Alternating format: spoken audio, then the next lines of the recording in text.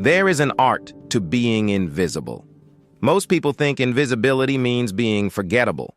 Bland clothes, quiet voice, eyes that never hold a room. And yes, that's part of it. But the real skill, the one nobody talks about, is learning to make people comfortable with dismissing you. You have to let them feel smart for doing it. You have to give them just enough to look down on so they never think to look closer. I have been practicing this art for 2 years, 4 months, and 11 days. My name is Liam Park. I am a junior analyst at Voss and Callaway Capital, one of the most prestigious investment firms in the country. I make $43,000 a year, which in this city is technically a livable wage and practically a slow suffocation. My desk is on the 7th floor, tucked between the copy room and the emergency exit. A location so strategically useless that the overhead light has been flickering for 6 months and no one has filed a maintenance request. Because no one thinks about floor 7 long enough to notice. That suits me fine. I take my suppressants every morning with black coffee, 2 small white pills that flatten my scent to something clinical and neutral, close enough to beta that most people stop registering me as an omega after the first week. It's not a perfect system. When I'm stressed, something breaks through anyway, something faint and warm that I can never fully kill. On those days, I avoid the break room and eat lunch at my desk with the window cracked, even in winter. The cold doesn't bother me anymore. I've stopped feeling a lot of things on purpose. My morning begins the way it always does. I arrive at 7:45, 15 minutes before anyone else on the floor, and spend those 15 minutes going through the shared drive for anything that shouldn't be there. Files moved, folders renamed, documents that have been opened and closed without edits. I keep a separate log in a notebook I carry everywhere, small and black and unremarkable. I've filled 4 of them. At 8 o'clock, the floor fills. Derek Shin arrives first among them, which tells you something about Derek. He is the kind of person who is always early to things he can control and always late to things he can't. He is 28. An omega like me, and he has spent 3 years carefully constructing a version of himself that the betas and alphas on this floor find palatable, sharp enough to be useful, smooth enough not to threaten. He wears his secondary gender like a tailored suit. I wear mine like a wound I've learned to stop touching. He glances at me when he passes my desk. He always glances. It's not acknowledgement, it's surveillance. Park, he says, just my name, a small, precise nothing. Shin, I say back, the same. We understand each other perfectly. Marcus Webb arrives at 8:15 with a paper coffee cup and the particular energy of a man who has never once questioned whether he deserves the authority he's been given. He is our floor manager, a beta in his late 30s with the kind of face that's hard to remember 10 minutes after looking at it. He has never once called me by my first name. And he uses Park the way people use a filing cabinet label, a marker for something they intend to deal with later and keep not dealing with. Today, he drops a folder on my desk without breaking stride. Rework the Kellner projections, he says. New parameters came in overnight. Caius wants it ready for the 11 o'clock briefing. I look at the folder. I look at the clock. It is 8:17. The 11 o'clock briefing, I repeat. Is there an echo? He doesn't turn around. I open the folder. The Kellner account is a mid-sized pharmaceutical client whose portfolio restructuring has been bouncing between 3 senior analysts for the better part of a month. I have never been assigned to Kellner. The new parameters are 17 pages. The original projection model is built in a format I've never used, in a spreadsheet template apparently designed by someone who learned Excel from a fever dream. I take a breath. I uncap my pen. I start. This is also part of the art. Not reacting. Reaction is expensive. It costs you credibility in rooms where people are already looking for reasons to discount you, and it costs you focus when focus is the only real asset you have. So I don't react to the folder, the timeline, the casual cruelty of it. I just work. By 9:40, I have rebuilt the projection model from scratch. By 10:15, I've run 3 scenario analyses and formatted everything to Voss and Calloway's house standard. And it's clean. It's correct. It might be the best work I've done in 2 months, which is a depressing thought to have about a project handed to me as punishment for existing. I send it to Marcus at 10:22 and go to refill my water. I'm almost back to my desk when I hear it. Laughter. The specific kind that has a target. Derek's voice carrying over the low murmur of the floor. Honestly, don't know why Marcus keeps giving him real work. He's not even, have you noticed? No scent? Barely there. Like working next to a piece of furniture that occasionally sends emails. More laughter. Gin Ho's and Priya's, slightly softer, the kind of people who would feel bad about this later and do nothing to change it now. I sit back down at my desk. I straighten my notebook. I do not look up. And then, the elevator at the end of the hall opens, and something shifts. Not dramatically, not the way they describe it in the old bonding literature. That language about lightning and certainty and the world rearranging itself. It's subtler than that. It's like a frequency I didn't know I was blocking suddenly coming through, low and dark and steady underneath everything. I look up without meaning to. The man stepping off the elevator is tall, dark-suited, speaking quietly to someone beside him without looking at them. He doesn't scan the room. He doesn't need to. The room adjusts to him, conversations dropping half a register, a postures straightening, a dozen small unconscious corrections happening all at once. Caius Voss. I have seen him twice in 2 years, both times from a distance. Both times I felt it, that frequency, and both times I took an extra suppressant the next morning and didn't think about it again. I look back down at my notebook. I am here for one reason. I have been here for one reason from the beginning. And it has nothing to do with faded bonds or ruthless CEOs or the way the air on floor 7 suddenly feels too thin. I have a father to vindicate. Everything else is noise. The company-wide meeting happens on a Thursday.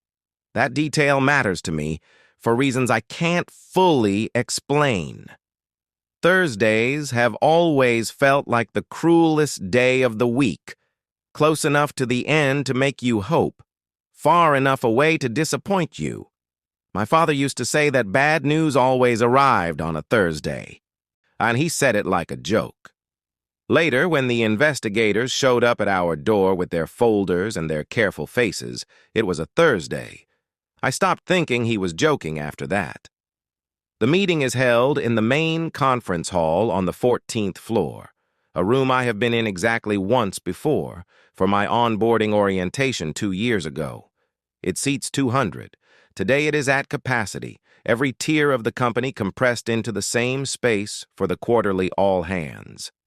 Senior partners at the front, department heads behind them, then the long middle gradient of managers and associates and analysts, all the way back to people like me, pressed against the rear wall with a view of the backs of everyone who matters. I find a corner. I stand with my notebook. I am not here to network. I am here because attendance is mandatory and absence is noticed, and I cannot afford to be noticed for the wrong reasons. Not yet. Marcus presents first. Departmental numbers, conversion rates, language so scrubbed clean of meaning it could be translated into any language and still say nothing. I write down 3 things in my notebook that have nothing to do with his presentation, 2 names that appeared in the Kellner file, and a fund routing number that has shown up twice in documents it shouldn't appear in at all. I circle the routing number. I underline it. Then I close the notebook because Derek has just stepped up to present. I know better than to be distracted when Derek has an audience. He is good at this. I'll give him that.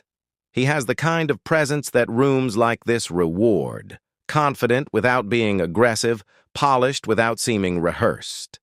He presents the Omega Liaison Initiative he's been leading for the past quarter, a diversity framework that looks thoughtful on paper and functions in practice, and as a way to keep secondary gender politics visible enough to seem addressed and contained enough to never actually change anything. But the room doesn't know that. The room sees a sharp, composed Omega standing at the front of a 14-floor conference hall, and the room is impressed. I watch him. I keep my face neutral. He finishes his segment to solid applause. He steps back, and then, instead of returning to his seat, he pauses at the podium and says, casually, easily, like it's an afterthought. Before I sit down, I want to flag something that came up this week, a process issue. The room settles. Marcus straightens very slightly. The Kellner projections that went out to the briefing team this morning. Derek tilts his head. A few of us noticed some irregularities in the scenario modeling. I don't want to make a big thing of it. But when a document goes out under the department's name, it reflects on all of us. My stomach does something cold and careful. I'm sure Park did his best with what he had, Derek continues, and the way he says my name, that light, almost sympathetic Park, is so precisely calibrated that I feel it land in the room before I feel it land on me. But maybe the takeaway is that certain kinds of work should stay with the team members who have the context for it. Some people are better suited to support roles. Soft laughter. Not from everyone, from enough. And then, Priya, from somewhere in the middle of the room, trying to be kind in the worst possible way. Didn't you put that together in like 2 hours, Park? That's impressive, honestly. It's not about the time, Derek says, smoothly, cutting her off without looking at her. It's about output.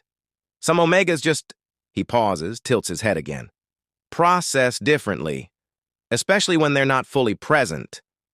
Fully present.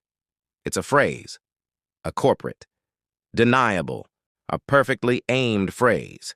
Fully present means scent suppressed. It means muted, ghost-like, not quite there. It means everything he wants it to mean, and nothing he could be formally disciplined for. The room doesn't gasp. Rooms like this never gasp. They absorb. I'm standing against the rear wall with 197 people between me and the door, and I'm doing the thing I have trained myself to do in moments like this. I'm becoming very still and very small. And I am breathing through it. I am watching Derek smile and watching Marcus not intervene and watching Jin Ho glance at me with something that might be guilt and deciding not to look like it costs me anything. Because it cannot cost me anything. I cannot afford it.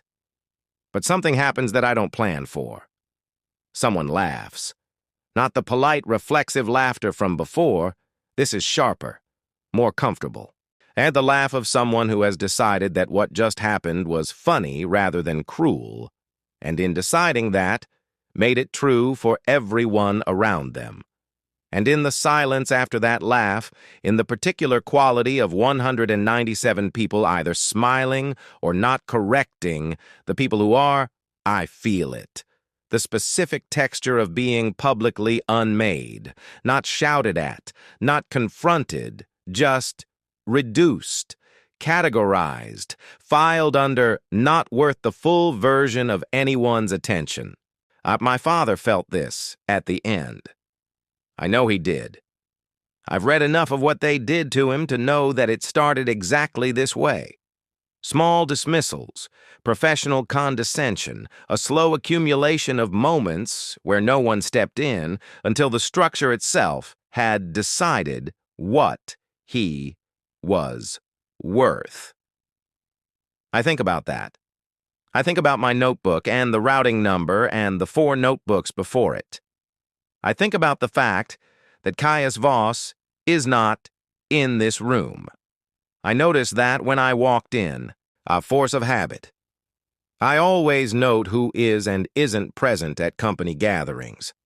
Caius is not here, which means there is no one in this room with the authority to make what just happened matter, which means it will simply settle into the air of this company, like everything else settles, absorbed, normalized, forgotten by everyone except the person it happened to. Except me. I write 1 sentence in my notebook, very small, at the bottom of the page. They are getting comfortable. And then I look up, and I find Derek still standing at the podium, and I let him see me looking. Not with anger, not with hurt, just looking.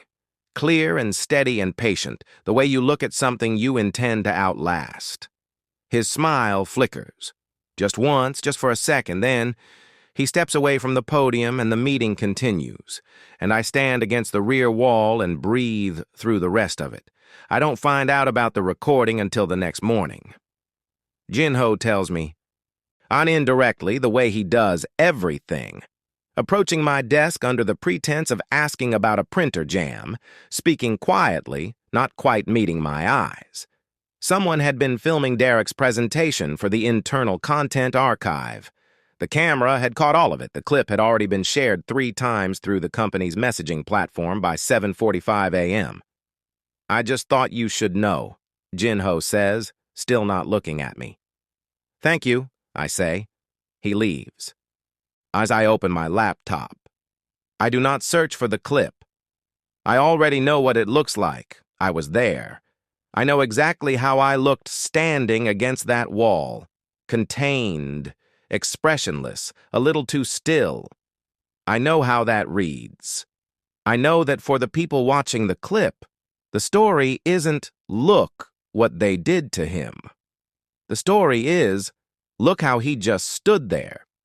That is the part that costs me something, alone at my desk on floor 7 with the light flickering overhead. Not the humiliation itself, the way it will be remembered. I take out my notebook. I open it to the page with the routing number. I stare at it for a long time, letting the cold, quiet purpose of it replace everything else. Then I get back to work. I don't know yet that somewhere on the 14th floor, a man who never attends all-hands meetings has just been handed a tablet with the clip already playing. I don't know what his face looks like watching it. I don't know what he says, if he says anything at all. I only know what happens after. Derek Shin is called to the executive floor at 2:15 p.m. He comes back at 3:40. He doesn't speak for the rest of the day, and when he passes my desk on the way to the elevator at 5 o'clock, something in him is different. Pulled inward, pale at the edges. Careful in a way he has never been careful around me before. I watch him go. I write nothing in my notebook. For the first time in 2 years, 4 months, and, I count, 16 days, and I don't know what to do with what I'm feeling. There is a specific kind of silence that follows a public wound. Not the silence of resolution, nothing so clean as that. It's the silence of people who have decided collectively to pretend that what happened didn't happen, while simultaneously making sure you know they remember it perfectly. Eye contact held a half-second too long. Conversations that stop when you enter the break room and resume at a slightly different pitch when you leave. That small, precise silences dropped into the space where your name would be in a sentence. I have been living inside that silence for 4 days. The clip lasted 48 hours on the internal messaging platform before someone, I don't know who, I don't ask, had it removed. But 48 hours is a long time in a building where people eat lunch at their desks and check their phones between every meeting. By the time it came down, it had been seen. The fact of its removal only confirmed that it was worth seeing. I know this because people have stopped pretending not to look at me. Before, my invisibility was something I constructed and they cooperated with. Now it's something they've revoked. I can feel them recalibrating, trying to figure out what category I belong in now, whether I'm someone to pity or someone to avoid or someone whose continued presence on floor 7 is simply embarrassing for everyone involved. And I watch them try to decide, and I give them nothing to work with, and I come in at 7:45, and I leave at 6, and I run my suppressants at maximum dosage, and I do not, under any circumstances, look toward the elevators at the end of the hall. Derek has not spoken directly to me since Thursday. He is quieter in general, a version of himself that has been turned down several degrees, still present, still carefully groomed, but operating with a new kind of caution that sits on him badly, like borrowed clothes.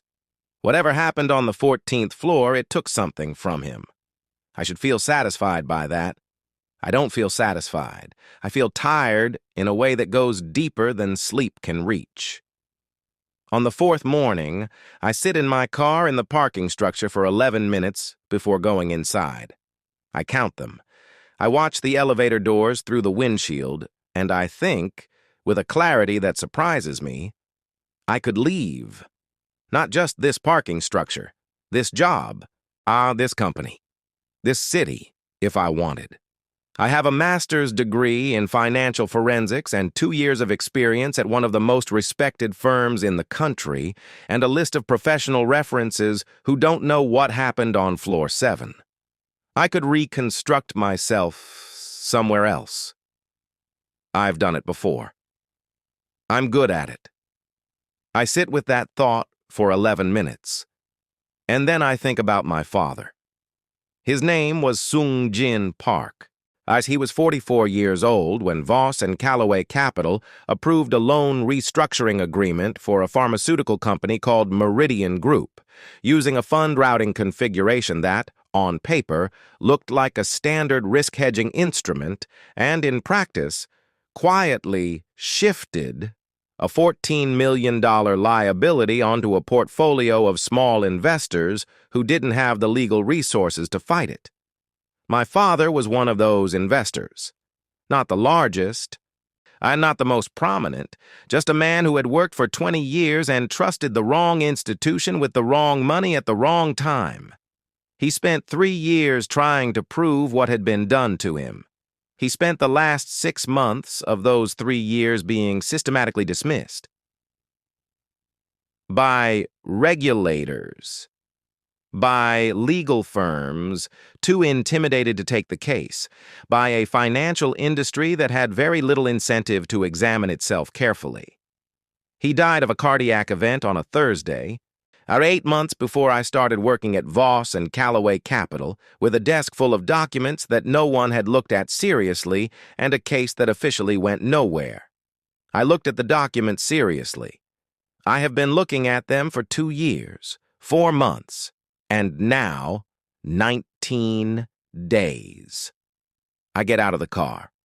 The file arrives at 11:43 a.m., buried inside a routine quarterly compliance report assigned to me by Marcus with all the enthusiasm of someone taking out the recycling. Now, there is nothing remarkable about the file on its surface. It is a subsidiary audit summary for a real estate holding company called Alcott Meridian Partners, a name I have seen before but never in this context, never attached to this particular document chain. I almost flag it and move on. The report has 40 pages, and I have 4 other items in my queue, and the overhead light has started flickering again in a pattern that suggests it is actively dying rather than merely struggling. I almost move on. But there is a fund routing number in the 3rd appendix. I have seen this number before. It is in my notebook, the small black one I carry everywhere, the one that currently lives in the inside pocket of my jacket because I stopped leaving it in my desk drawer after I noticed it had been moved 2 months ago. I have seen this number in one other place, my father's documents. I sit very still for a moment. And then I pull the notebook out of my pocket and open it and verify what I already know, because I am a careful person and careful people verify. I put the two numbers side by side. I look at them for a long time. They match. Not approximately. Not structurally similarly. They match the way things match when they are the same thing. When a thread you have been pulling from one end is attached on the other end to something larger and darker than you let yourself believe. My hands are steady, and I have trained them to be. But something behind my sternum does something complicated that I don't have a word for. Not excitement, not relief, not grief exactly, though it is closest to grief. Something about the specific ache of being right about a thing you spent 3 years hoping you were wrong about. I photograph the appendix page with my personal phone. I close the compliance report. I save it to a personal encrypted drive I have never accessed from a work device. And then I sit back in my chair and look at the flickering light. I am not leaving this company. Not now. Not when I am this close. Not when they have handed me, accidentally, carelessly, in a routine quarterly compliance report assigned as busy work. The first concrete thread I found that connects Voss and Calloway directly to my father's portfolio. The tiredness is still there, and the weight of 4 days of careful silences and recalibrating stares and a clip that 60-something people have seen is still sitting on my sternum right next to whatever I can't name. I am not pretending it isn't there. I am just deciding again what matters more. Upstairs, I know almost nothing about what is happening. I piece it together later in fragments. A word here, an absence there, the particular way a floor behaves when something has shifted above it without explanation. And on Monday, Priya mentions offhandedly that there's a new directive coming from the executive level about documentation of internal communications. On Tuesday, Marcus spends 40 minutes in a phone call with the door of his office closed, which Marcus never does. On Wednesday, Jin-Ho tells me, again obliquely in the manner of a person who has committed to being a minor character in a story he's technically already in, that Derek has been formally reassigned to a different project team. "So voluntarily?" I ask. Jin-Ho doesn't answer. I nod and look back at my screen. I don't know that a man on the 14th floor has watched a 47-second clip 3 times. I don't know what his face was doing during those 3 viewings. I don't know whether he was angry or calculated or something more complicated than either of those things. I don't know that when his assistant brought him the clip, he watched it to the end without once looking away from the screen, and then set the tablet down and said nothing at all for 60 seconds, which his assistant will later describe to a colleague as the most frightening thing she has witnessed in 4 years of employment. I don't know any of that. What I know is this. On Thursday morning, 7 days after the incident, exactly 1 week, I receive a formal notification from HR that I have been temporarily reassigned to a special internal audit project, effective immediately, reporting directly to the executive floor. No explanation is given. No one on floor 7 says anything to me when I read the notification. I feel their awareness of it anyway, that charged, recalibrated attention that has replaced my invisibility, pressing against the edges of my peripheral vision while I close the notification and open my notebook and write down the date and the time and one careful, measured sentence. It has started. I don't know yet whether I mean the case. I don't know yet whether I mean something else entirely. I pick up my things. I take the elevator to the 14th floor. And when the doors open and the air changes, when that low, dark frequency finds me again, like it never lost me, like it was simply waiting, I breathe through it the way I breathe through everything, steadily, carefully, with both hands already braced for the cost. The 14th floor smells different. I notice it the moment the elevator opens. Not dramatically, not like a wall of sensation, but the way you notice a change in air pressure, something your body registers before your mind catches up. Cleaner than floor 7, quieter. The carpet is darker, the lighting warmer, and there is an absence of the particular low-grade anxiety that saturates the lower floors like humidity. That constant background hum of people performing competence for audiences who may or may not be watching. Up here, no one is performing. Up here, people simply are what they are, because what they are is already enough. I find this more unsettling than the anxiety. A woman named Claire meets me at the elevator. Caius's executive assistant, early 40s, the kind of precise and unreadable that tells you she has seen everything this company has to offer and organized it all into clearly labeled folders. She walks me to a secondary office at the far end of the floor, explains the audit project in clean, efficient sentences, hands me a security-cleared access card, and tells me that Mr. Voss will brief me directly at 2 p.m. Directly, I repeat. Yes, she says, and looks at me as though she finds my surprise mildly interesting.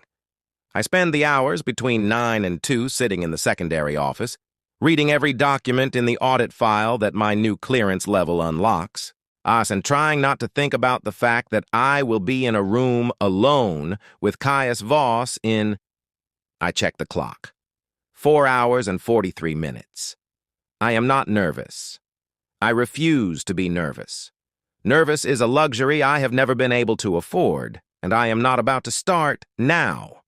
In a secondary office on the 14th floor, with better lighting, and a window that actually opens, and a routing number in my notebook that connects this company to my father's ruin. I am not nervous. I take an extra half dose of suppressant at noon. The conference room is at the corner of the floor, glass on 2 sides, city visible in every direction. It is the kind of room designed to remind you how small you are, not cruelly, just factually, the way a clear sky reminds you. I arrive 3 minutes early, set my notebook on the table, uncap my pen, and sit facing the door. Caius arrives at exactly 2 o'clock. He is taller than I remember from the elevator. Or perhaps the elevator compressed something about him. The way elevators do. The way any enclosed space that isn't large enough for a person's actual presence will reduce them slightly. In this room, with the city behind him and nothing to diminish him, he is precisely as large as he is. He doesn't greet me immediately. He closes the door, sets a folder on the table across from mine, and looks at me for a moment with an expression I cannot categorize. Not assessment, not recognition, and something quieter and more deliberate than either. Then he sits. Liam Park, he says. Not Park. Not the last name filing cabinet label Marcus uses. My full name, both halves, said the way people say things they have already thought about carefully. Mr. Voss, I say. He opens his folder. I open mine. And for the first several minutes, we are simply 2 people in a room going through documents, him walking me through the audit parameters, me asking precise and professional questions, both of us existing in the clean, neutral language of work. It is almost manageable. And then he reaches across the table to point to a figure in my copy of the document. The distance between us closes by 2 feet.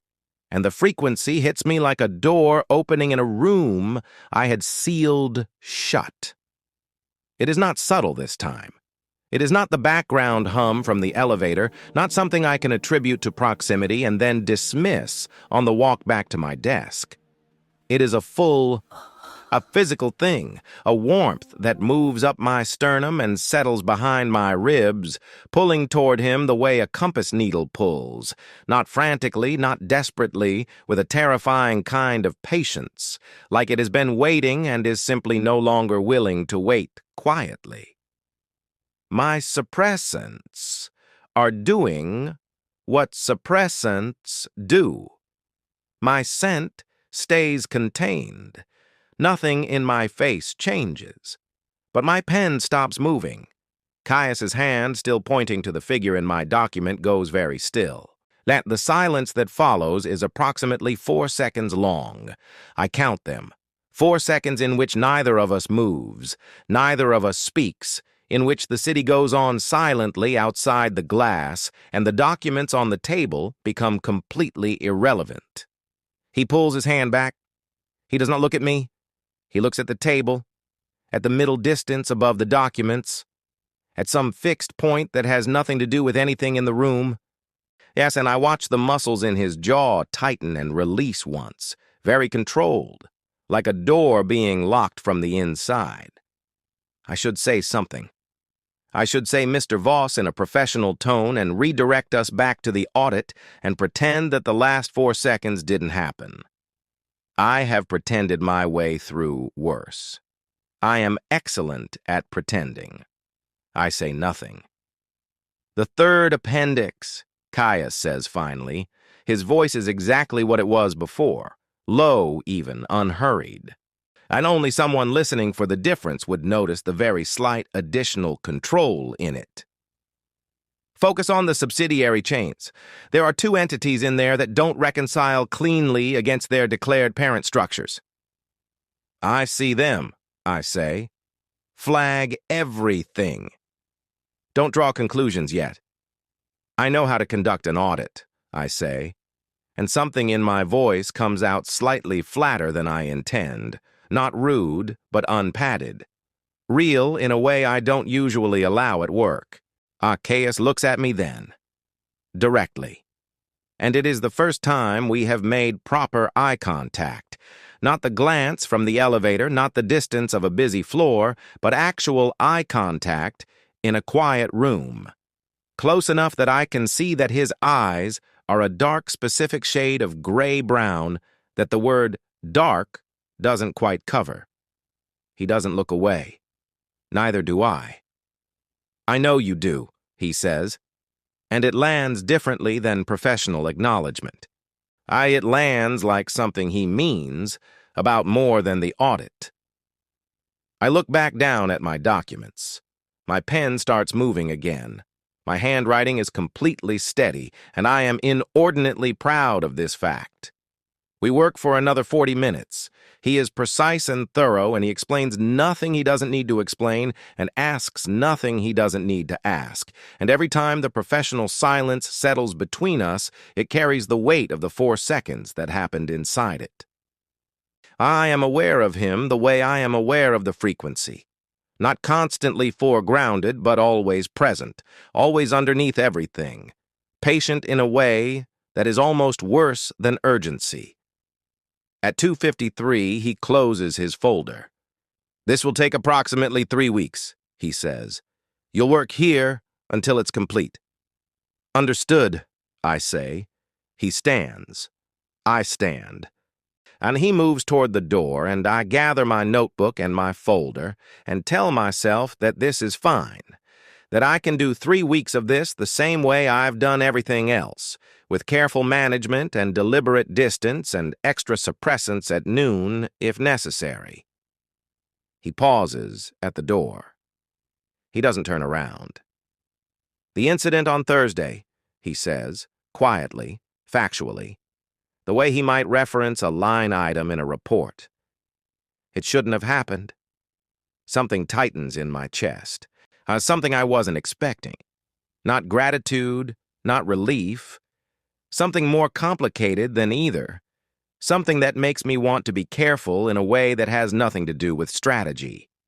No, I say. It shouldn't have. He nods once, still facing the door. It won't happen again. And then he leaves. The door closes. The frequency fades to its low, constant baseline, present, patient, then irrefutable. And I stand alone in the glass conference room with the city in every direction and my notebook pressed against my chest and something moving behind my sternum that I have no tactical response for. I don't want to be managed. I don't want to be protected. I have built 2 years of careful, deliberate infrastructure on the premise that I don't need anything from this company except access to the truth buried inside it. But standing here, in the quiet after he's gone, I feel something I haven't felt in 2 years, 4 months, and 22 days inside these walls. I feel like a person, not an analyst. Not a case, not the omega in the clip or the ghost on floor 7 or the routing number in the compliance report. A person. I sit back down. I open my notebook. I stare at the page for a long time. Then I write, very small, at the bottom. This is the part where I'm supposed to be careful. I already know I'm not going to be careful enough. 3 weeks on the 14th floor teaches me things about Caius Voss that I was not prepared to know. I learned that he arrives before anyone else, earlier than me even, which I discover on the second morning when I come in at 7:30 to find his office light already on, and a coffee cup on the corner of the conference room table that wasn't there the night before. I learned that he doesn't eat lunch, not properly, and that Claire leaves a plate on his desk at 1 o'clock and retrieves it largely untouched at 3. I learned that he has a habit of reading documents twice, once fast, once slow, and that the second reading is the one where his expression changes, very slightly, where something behind the careful blankness briefly surfaces and then is put away again. I learned that he checks the conference room doorway twice a day, not obviously, not the way someone checks for something they're looking for. The way someone checks for something they've told themselves they're not looking for and keep looking for anyway. Once in the morning, around 9:15, walking past in the direction of his own office. Once in the late afternoon, around 4:45, returning from wherever he disappears to for the hour between 4 and 5. I learn this because I have a clear sight line from my seat at the audit table to the hallway, and because I am a careful person, and careful people notice patterns. And I don't write it in my notebook. Some observations are too dangerous to put into words. The audit deepens the way cold water deepens, gradually, then all at once. By the end of the first week, I have mapped 3 subsidiary entities that don't reconcile against their declared structures, exactly as Caius flagged. By the end of the second week, I have traced 2 of those entities backward through a chain of holding companies that terminates, quietly and almost elegantly, in a fund configuration I have seen before, in my notebook, in my father's documents, in the routing number that has been living in my chest for 2 years like a splinter the body has learned to work around. I sit with this for 24 hours before I decide what to do with it. What I decide is nothing yet. I am not ready. The thread is there, but the documentation is incomplete, and incomplete documentation is not evidence, it's suggestion. And suggestion is what killed my father's case the first time. I need the full chain. I need it airtight. I need it so clean and so complete that there is no version of reality in which it can be dismissed or buried or quietly reassigned to a folder no one will ever open. So, I work.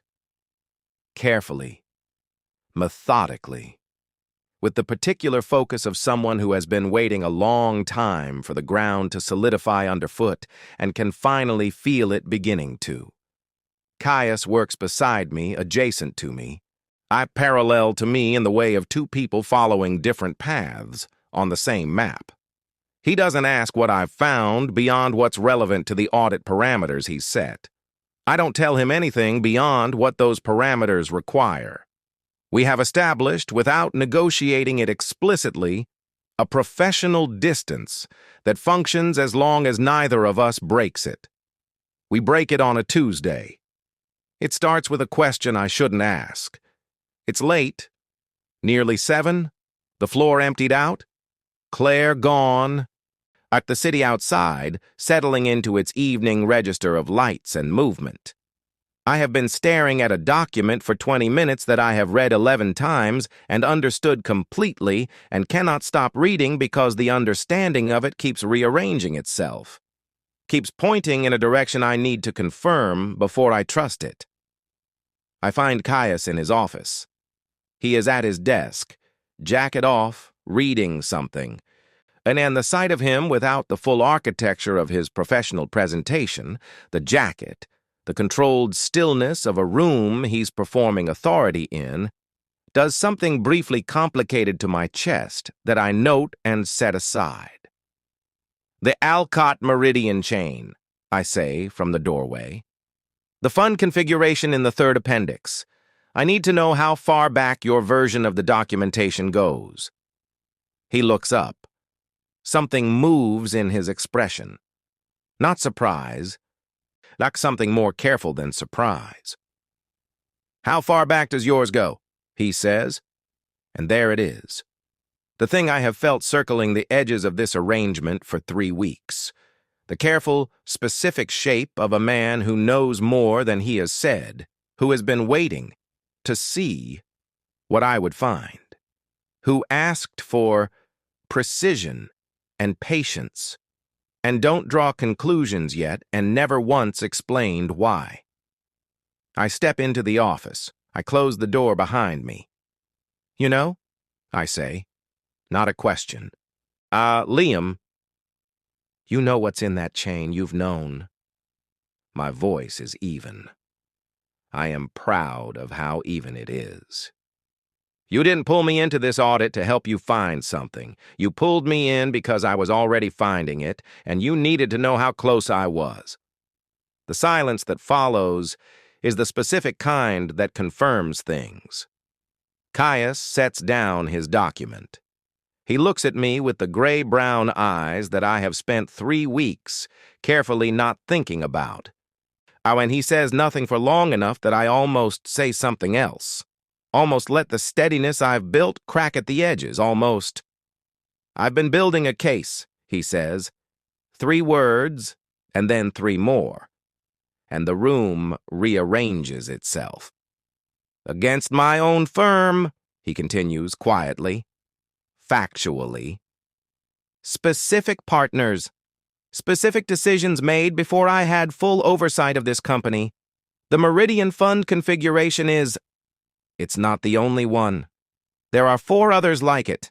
It will take approximately 8 more months to have documentation complete enough to bring to external regulators. I stare at him. 8 months, I say. Yes. You've known about this. For 14 months. 14 months. 14 months while I sat on floor 7 with my notebook and my suppressants and my carefully maintained invisibility, pulling at a thread I thought no one else could see, and this man, this company, had been pulling at it from the other end. I feel something tear loose inside me that I can't immediately name. Not anger, not exactly, though anger is in it. Something underneath anger. Something more personal than strategy. My father, I say. The word lands differently than I expect. It lands out loud, in this office, with Caius Voss 3 feet away, and it sounds like what it is. Not a case reference, not a document notation, not a routing number in a notebook. It sounds like a person I loved. Caius's expression changes, very slightly, but I am a careful person and I see it. Sungjin Park, he says. I go very still.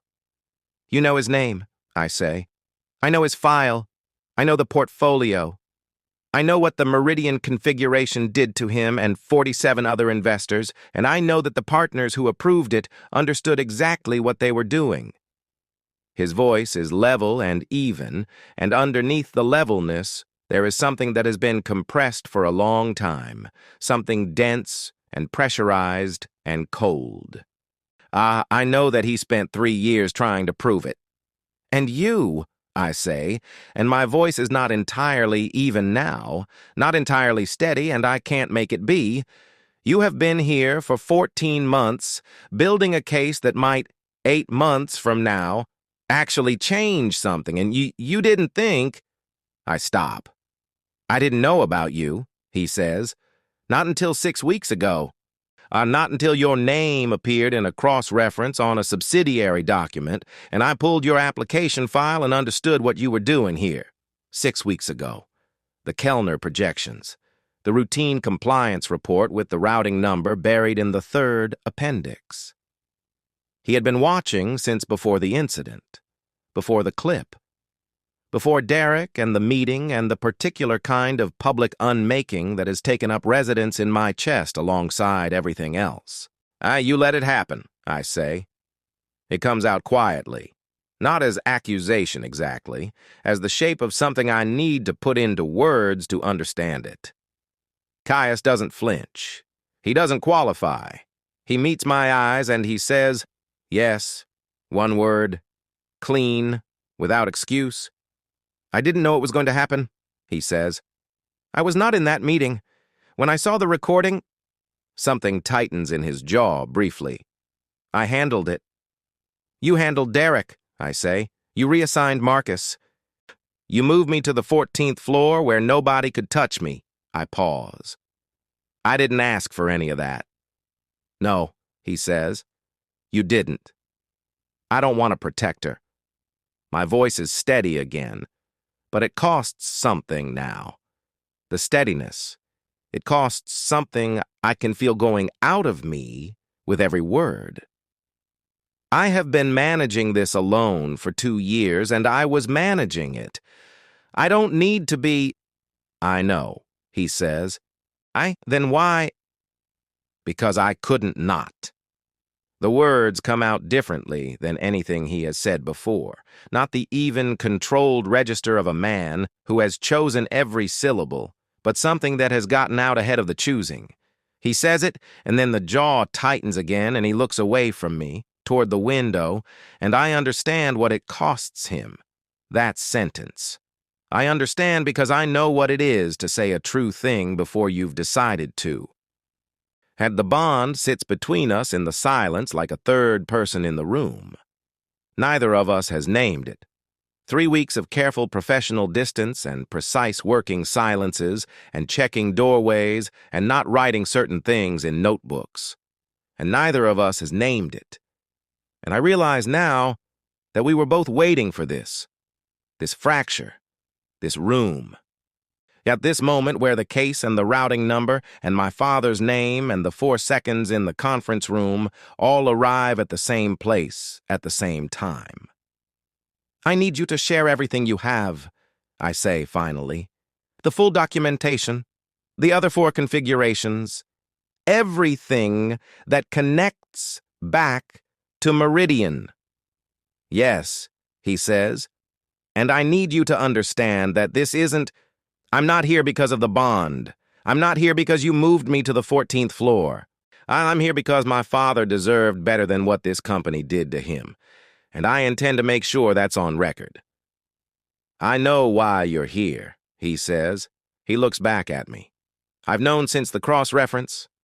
Then we understand each other. We understand each other. He died down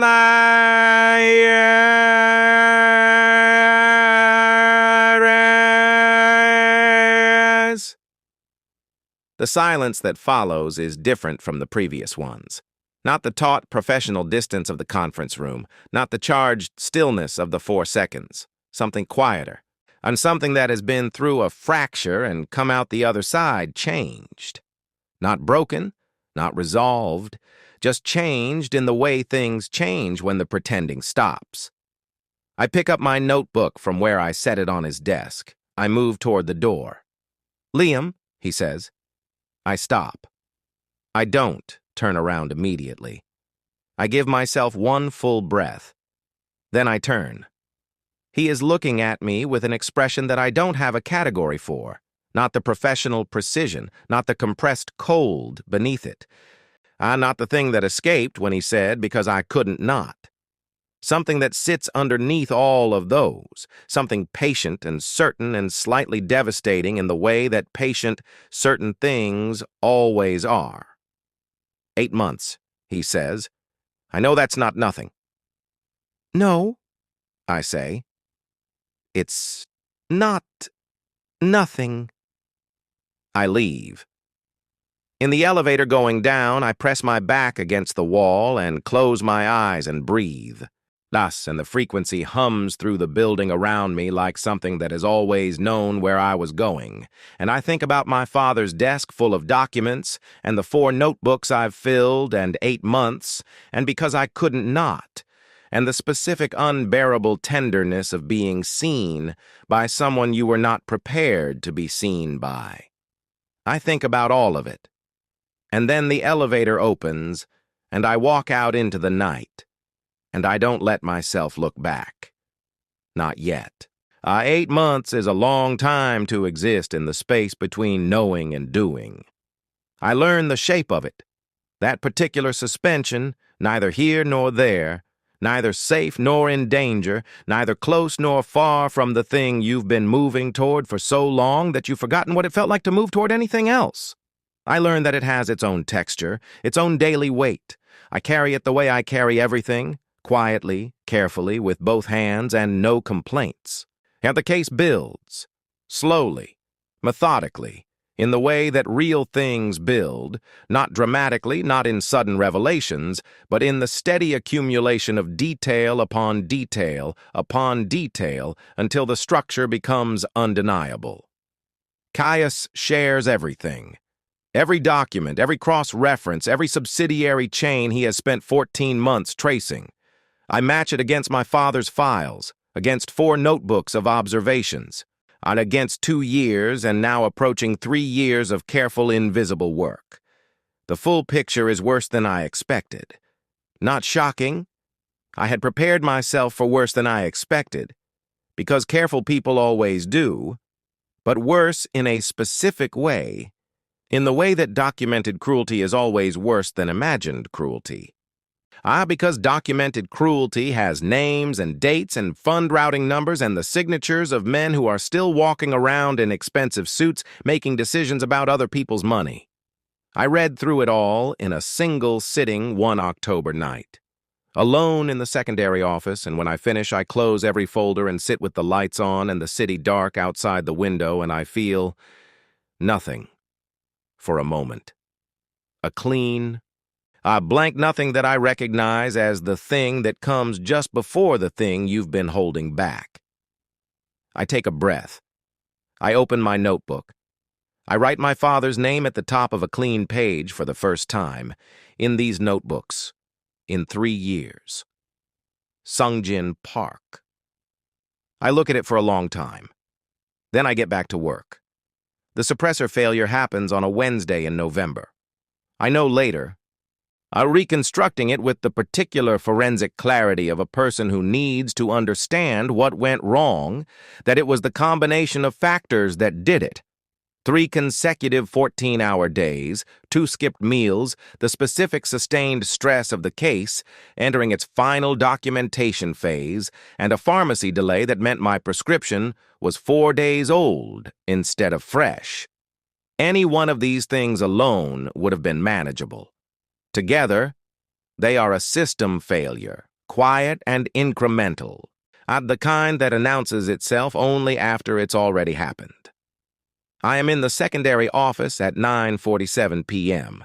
when I notice, not smell.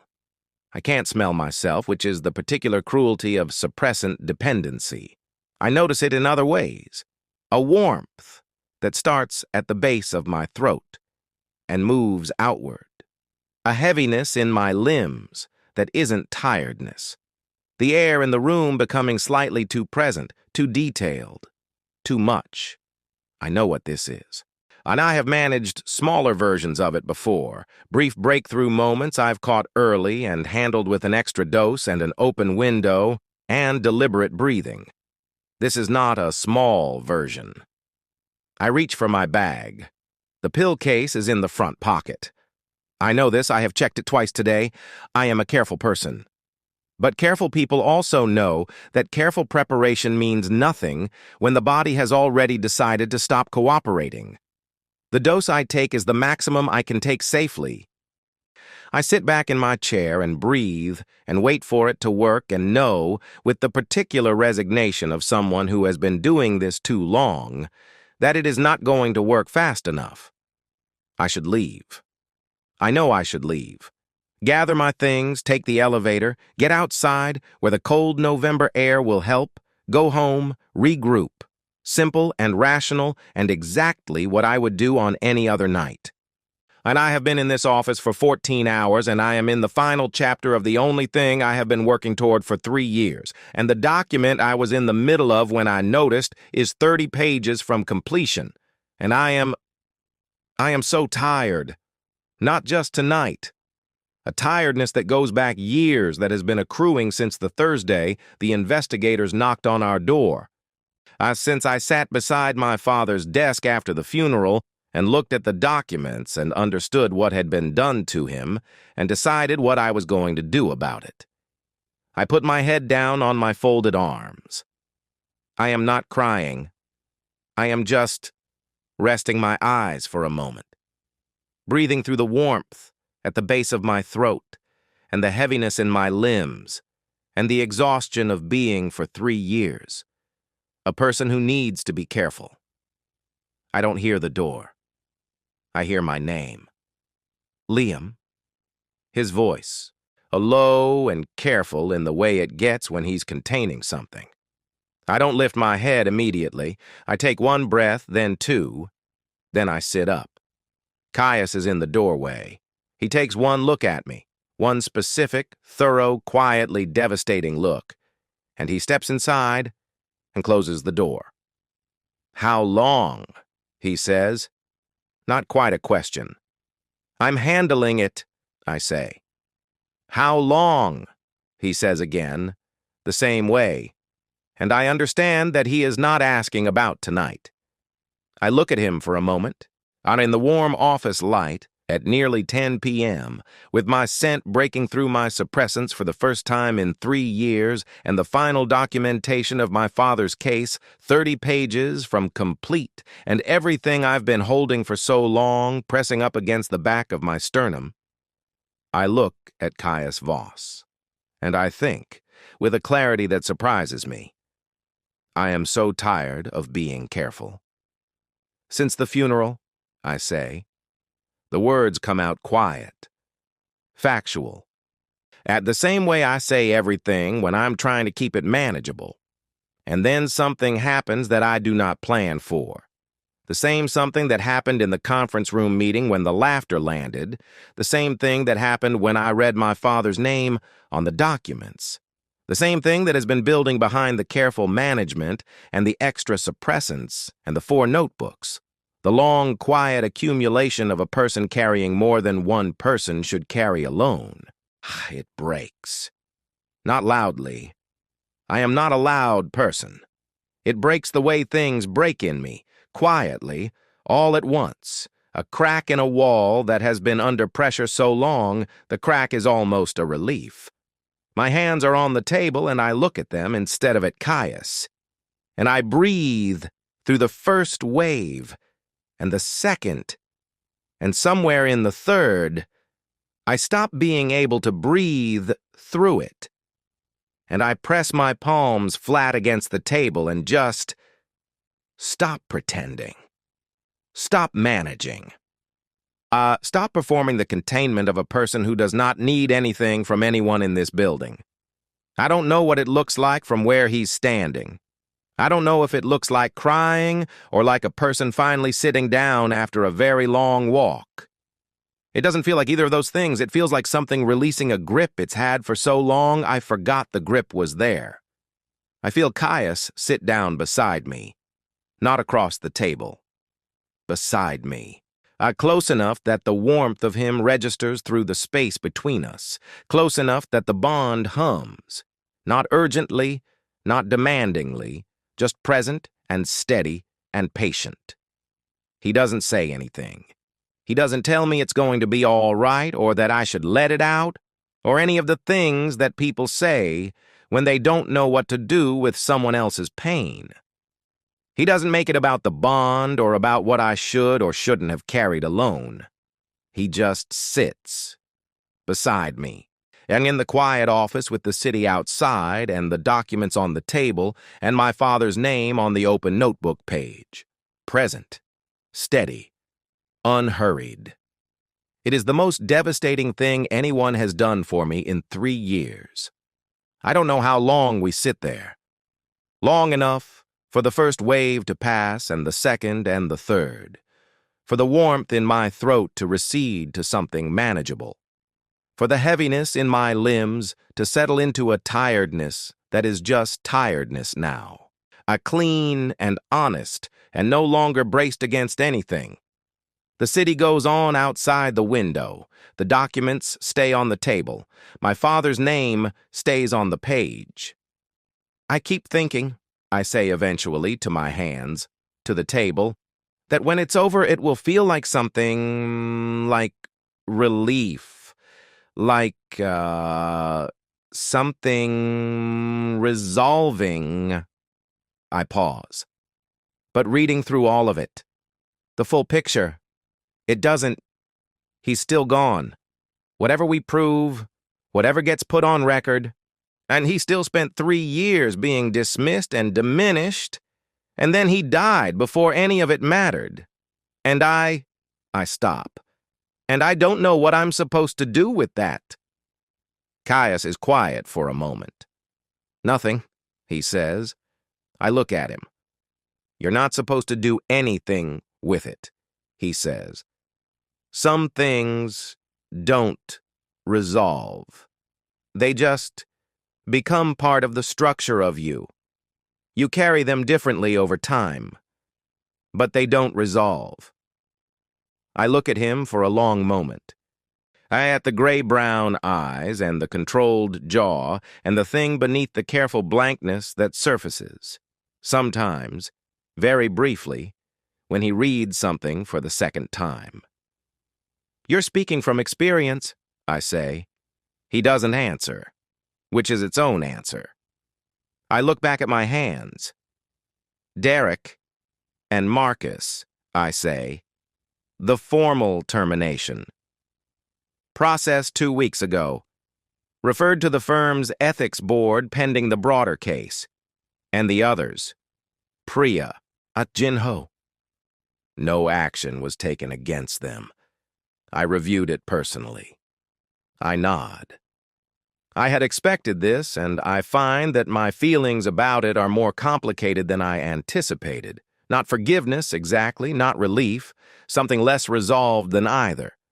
The particular difficulty of knowing that complicity and cruelty are not the same thing, and that distinguishing between them carefully is part of what separates justice from punishment. It should have been enough, I say quietly. The termination. The referral. It should feel like something. It will, he says, when the case is complete, when it's on record, when it's external, when there are consequences attached to names. It will feel like something. But not like he's here, I say. No, he says. Not like that. And something about the honesty of it, the refusal to offer comfort that isn't true, does what Caius Voss has been doing to me since a glass conference room and 4 seconds of stillness, and because I couldn't not. It breaks something open. Not painfully. Gently, in the way that honest things are sometimes gentle, in the way that being accurately seen is sometimes the most painful kind of gentle there is. I close the notebook. And I close it over my father's name, and I sit back in my chair, and I breathe, not carefully, not managed, just breathe. And Caius sits beside me, and the bond sits between us, and outside the window the city goes on being exactly what it is. 30 more pages, I say. They'll keep until tomorrow, he says. I know. I pause. I'm going to finish them tonight. He is quiet for a moment. I know, he says. He doesn't leave. We sit together in the warm office light for a little while longer. I'm not working. Not talking. Not managing the distance between us, or performing the containment of people who don't need anything from each other. Just two people at the end of a very long road, resting before the last of it. My scent is still breaking through my suppressants. Warm and present and real, and for the first time in 3 years inside these walls, completely unmanaged. He doesn't move away. I notice that. I file it in the place where I don't write things down. And then I open the notebook. I pick up my pen. I pull the next document from the stack. Caius opens his own folder, and we work together through the rest of the night, in the quiet, toward the end of something. And maybe in the slow and complicated and bittersweet way of things that cost you what they're worth, toward the beginning of something else. The case breaks on a Friday. Of course it does. My father would have found that funny. Not a Thursday this time. A Friday, in the first week of December when the city is cold and bright and the morning news cycle is already full of other things, and nobody at Voss and Callaway Capital knows yet that the ground beneath them is about to fundamentally change. I know. I have known since 11 p.m. the previous Thursday when I submitted the final documentation package, 147 pages, fully cross-referenced, externally verified, on airtight in the way I promised myself it would be, to the Financial Industry Regulatory Authority, the Securities and Exchange Commission, and 2 investigative journalists who have been working financial corruption cases for a combined 30 years, and who, when I sent them the package with a 2-paragraph summary, responded within 40 minutes. 40 minutes. My father sent his first formal complaint to the regulatory board and waited 11 months for an acknowledgement letter that said, in careful bureaucratic language, that his concerns had been noted and would be reviewed in due course. 40 minutes. I sit with that for a long time in the silence of my apartment, and I let it be as complicated as it is. The particular bitter seam running through the relief of it, the specific grief of being the right person in the right place at the right time, when the right time is too late for the person it should have mattered most to. I let it be both things. I have learned, slowly, in the months since a quiet office and a broken suppressor and a man who sat beside me and didn't offer comfort, that wasn't true. I have learned to let things be both things without forcing them to resolve into one.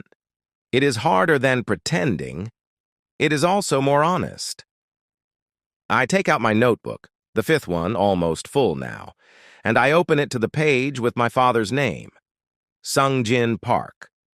Below it I write the date. Below that I write, it's on record. It's external. There are consequences attached to names. I close the notebook, I go to sleep, the explosion, and there is no other word for it, not really, happens over 72 hours. The first story breaks Friday morning at 6:47 a.m. By 9 o'clock, it has been picked up by 4 major financial publications. By noon, it is on the front page of 2 national newspapers and the subject of a regulatory press statement confirming an active investigation into Voss and Callaway Capital's historical fund management practices, specifically a set of instruments used between 11 and 14 years ago to restructure debt in ways that materially harmed retail investors. 47 names are in the documentation. 47 investors. My father's is among them. In the second news cycle, And in a piece that goes deeper into the mechanics of what was done, a journalist uses the Sungjin Park case as an illustration. His portfolio, his complaint, the 3 years he spent being dismissed. His name is in print, in a national publication, attached to the words systematic malpractice and regulatory failure, and investors who deserved better. I read it on my phone in my kitchen with cold coffee, and I cry for the first time since the night in the secondary office. Not quietly.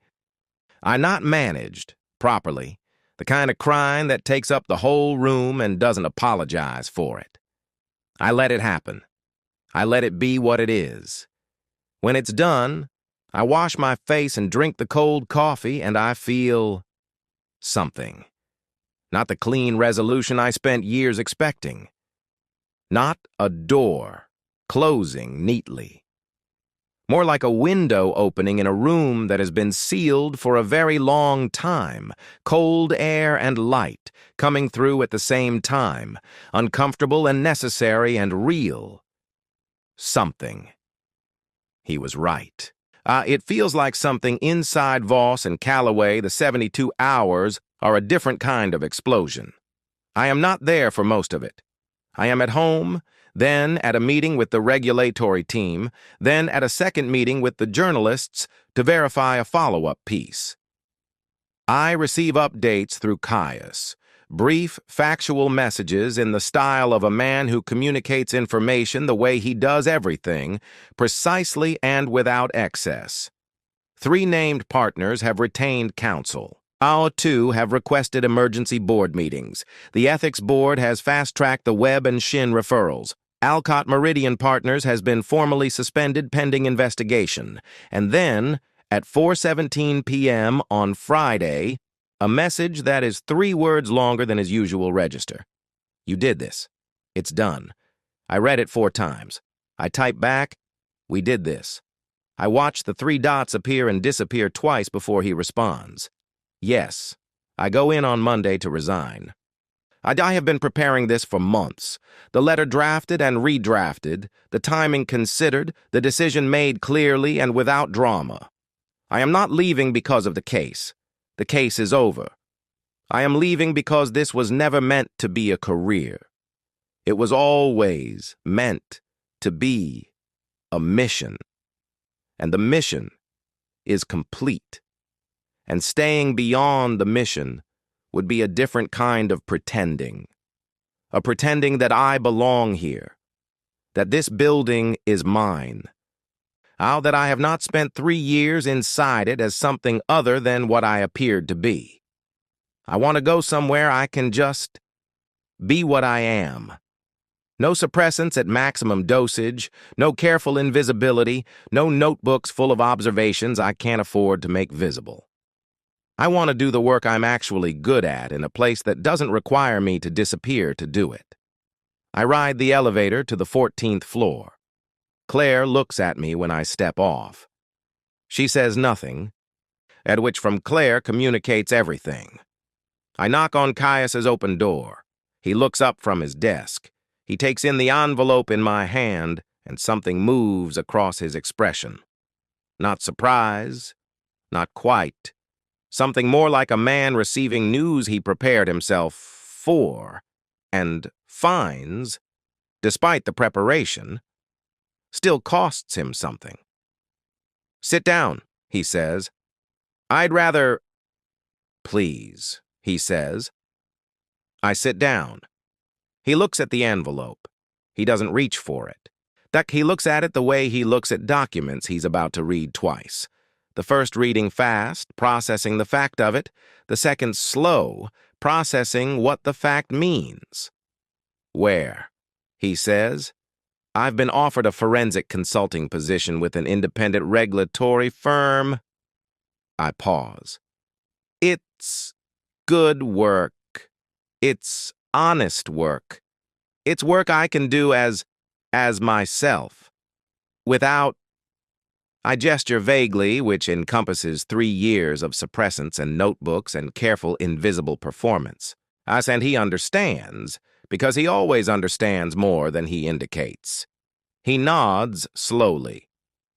"The bond," he says, and there it is. The word, finally, in this office, between us, said plainly without the professional framing or the careful management or the 4 seconds of stillness in a conference room that neither of us named for 8 months. The bond, I agree. We look at each other. "I'm not leaving because of it," I say. "I want to be clear about that. And I'm leaving because it's the right time to leave, for the right reasons, on my own terms. Not because of what happened in the secondary office, not because of whatever this is." I pause. "Not because I'm running." "I know," he says. "You don't run." "No," I say. "I don't." The silence settles. Outside his window, the city is bright and cold, December light sharp against glass and steel. Somewhere in the building below us, the regular machinery of a company in the middle of a regulatory crisis is turning, meetings and legal consultations, and the long, difficult work of institutional reckoning. All of that is real and ongoing and completely separate from this room. This silence. This man looking at me from across a desk with an expression that is the most unguarded I have ever seen on him. "I don't want you to disappear," he says, quietly. At the same words from the lobby I have been carrying since he said them, carrying them the way I carried the routing number, constantly, carefully, knowing they are important, waiting until I can do something real with them. "I know," I say. "That's not—" He stops, starts again. "I am not asking you to stay. I understand why you're going, and I think you should go." He pauses.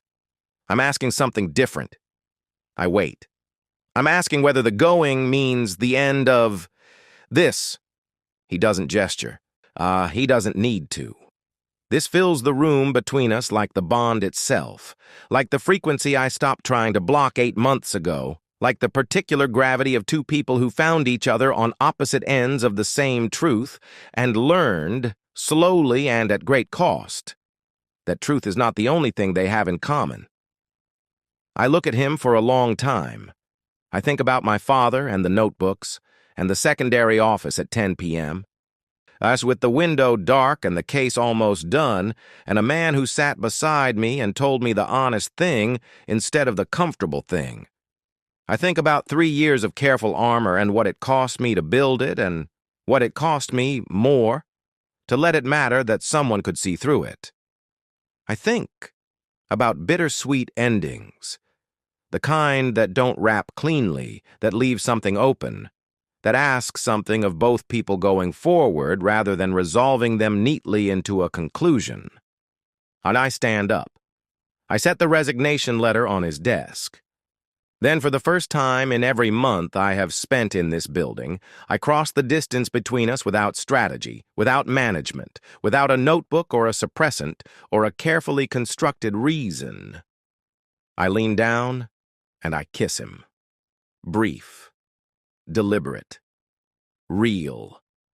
He goes very still for 1 second, that specific controlled stillness of a man who has been containing something for a long time, finally being given permission to stop. And then his hand comes up to my jaw, steady and certain, and he kisses me back with the same quality he brings to everything, precise, unhurried, fully present. I pull back. "No," I say. "It doesn't mean the end of this." He looks at me. Something in him has come fully to the surface now. Something that doesn't go back down. Something that has no more reason to be contained. "Okay," he says. Just that. Low and real and steady. I straighten. I pick up my bag. I move toward the door. "May Liam," he says. I turn. "The consulting firm." A pause. "Would it be a conflict of interest to say I'll be a reference?" Something loosens in my chest. Something warm and unexpectedly light, something I haven't felt in so long it takes me a moment to identify it. I smile. A real one. The kind I haven't given this building. Probably, I say. Give it anyway. I take the elevator down for the last time. The lobby is bright and cold. On winter light coming through the glass doors in long, clean lines across the marble floor. I stop just inside the entrance, and I breathe. No suppressants, no management, just the morning air of a city going about its business and the particular feeling of a person standing exactly where they meant to arrive. My phone buzzes. A message from a number I don't have saved, but recognize immediately. Dinner. Friday. Not a work meeting. I look at it for a long moment. Outside, through the glass, out the city moves and glitters, indifferent and enormous and full of everything that comes next. My father's name is in 2 national publications and in a regulatory filing and in the 5th notebook that I am going to keep, because some records are worth keeping. I have work that is mine to do. I have a self that is mine to be. I type back, not a work meeting. Friday. I push through the doors. The cold air hits me like the first honest breath of something, not a new beginning exactly. Not the clean start of someone who has put everything behind them. More like a continuation.